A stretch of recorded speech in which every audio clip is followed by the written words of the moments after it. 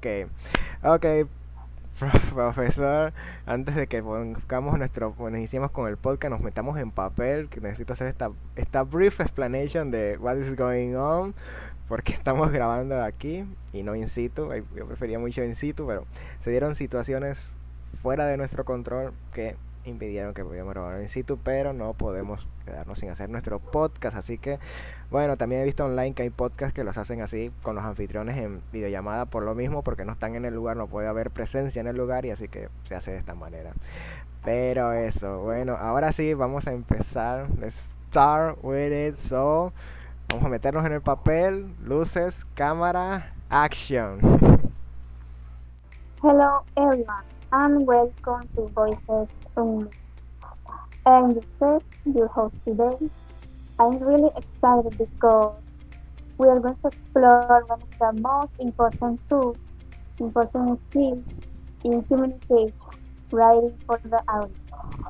We talk about clarity, conciseness, specificity, and breadth. Four powerful tools that can make any speech easier to understand and more engaging. Today, I'm joined by my classmate Jose, who knows a lot about this topic. Hi Jose, how are you? Hello, hello. Well, I'm fine. Glad to be here in your podcast. I feel really honored to be, guest here. It's pleasure being here. Well, what can I say about this topic? I mean, it's one of the, I gonna say, powerful ideas is create a consistency in your speak when you're writing something you want to deliver a speech that have to connect with the audience. You want to deliver a message is something really important, I have to say. um, for example, in public speaking, this is the ability to express the clarity, is the ability to express ideas in the way that the audience can easily understand what you're talking about. You easy to get what you're saying and why you know wanting to say that. It's the way you, for example, if you're gonna tell the people is okay. I'm gonna recollect some apples, let's say, and you have to tell him that in a speech, and you want them to understand easily what you're gonna do. Okay, you don't gonna go and write, I'm going to some places when I maybe gonna get a, a red fruit and collect it. Okay, no, you're gonna go straight to the point. That's the point. Clarity. Be concise of what you're gonna do. It was order of the element we are gonna attack today. So Of course, Jose, that's great. And I'm glad really to have you today. I'm very interested in this topic, so I'm excited to learn more from you. So let's begin with the first concept. What does clarity uh, clarity mean in public speaking? well, as I say, clarity in public speaking is that the ability, or I will say this more like the concept that you have to create a message that can be understood by all kind of audience. You don't want to be something too elaborated or use too much technicalities terms that just some people will get. Because for example, if you want to raise awareness, or the global the climate change, you cannot use a lot of scientific term, for example, for the emission of, CO2, because people usually, in all structures, everyone doesn't know this kind of information. You have to say, for example, if you pollute, this is causing the global climate change. That's it. You don't need to use a lot of scientific terms, because not everyone is a scientific and are not familiarized with what those terms mean or are. So this is obviously the most important thing, clarity, because if you want to deliver an important message, you want to raise awareness about something, you want to do your message reach everyone. So you have to do it in a way that is clear to understand, because clarity. There you have it. Yes. Alright, that makes sense. Now, what about conciseness? What does that mean? Well, conciseness is maybe similar, but I will say that is actually you wanna do your message clear for everyone. Well, conciseness means make it short. Make it straight to the point. Don't go over the wall. Don't go straight into other points. No, you wanna deliver a message. You wanna do it in the few words, the better. Of course, you're not gonna say climate change is bad. Don't pollute. I mean, everyone will be like, what? What just happened? But of course, that's the point. Conciseness means something need to be short and straight to the point. Explain your points clearly, understandable, and you don't need to deliver in this case avoid 20 minutes of speech, 40 minutes of speech, or spend a lot of time explaining to the public a concept, because the more you say, the harder it is to get the message. So these are the two elements that are really interconnect: the clarity and conciseness. Exactly. Interesting. So, why being specific important when we write or speak? hmm Um, well, specifically, well, I will say that specific mean more like you wanna deliver a accurate message, because if you're talking about you are a voice by, for example, I wanna keep track of the climate change example. I don't know. I really like it. It come to me, and I cannot, I cannot detach myself from it. Okay, so if you are, for example, the voice of a organization that want to promote, raise awareness about climate change, you are, you want to specify what you are talking about. What you are talking about is, make the message accurate and create in a way that is memorable for what you're expressing. You wanted to left a mark in the people that you are speaking to, because this is intended, like, the idea is the message have to reach everyone, and they have to remember that, because they will wonder. Maybe they find a situation where, oh my gosh, I gonna throw a piece of paper in the side street, and they will remember your words about what why that harm the planet and is causing climate change, and they, oh, right, I don't have to. And that's the importance here, and this is really important. Public speaking leave a mark in the people. This is the example of why specific is so important. You have to specify what you're saying, what you are saying, and make it memorable, thinking that the people have to keep your message with them, not just listen to you, and when everyone left and no one remember what was said in that moment, never remember a thing in the next day. No, we have to make it Yeah, memorable. mm. yes, it's like uh, more vividly. Yeah, most likely. Uh, and finally, what does brevity mean for a speaker? Well, brevity is really interconnect with consciousness, that was said before, because it means make the message short, direct, and focus it.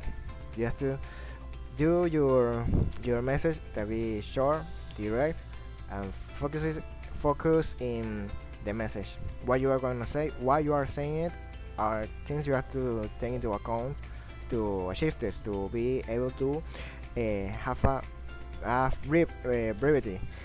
don't, as I said before, don't go in the branch and explain your lot of things. You have to make your message concrete. I would say the most accurate word I can use is concrete. You want to your message to be short, direct, and focused, because this way is help to have a long and everlasting impact in the people, in the public you are speaking to, because they will remember, more than a specific phrase or a specific paragraph that you said, than a wall of text that you wanted to express to them. Even so, it's really important the wall of text.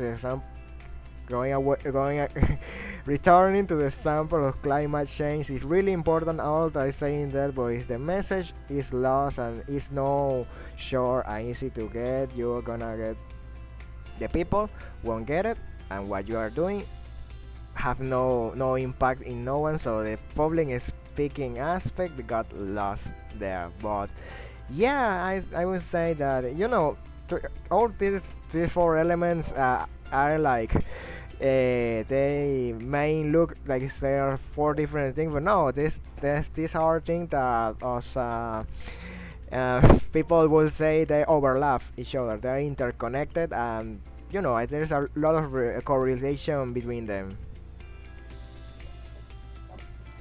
Yeah, Okay, I have a question for you. Okay, I wanted to know: have you ever listened to a speaker who talked too much or explained things in a confusing way?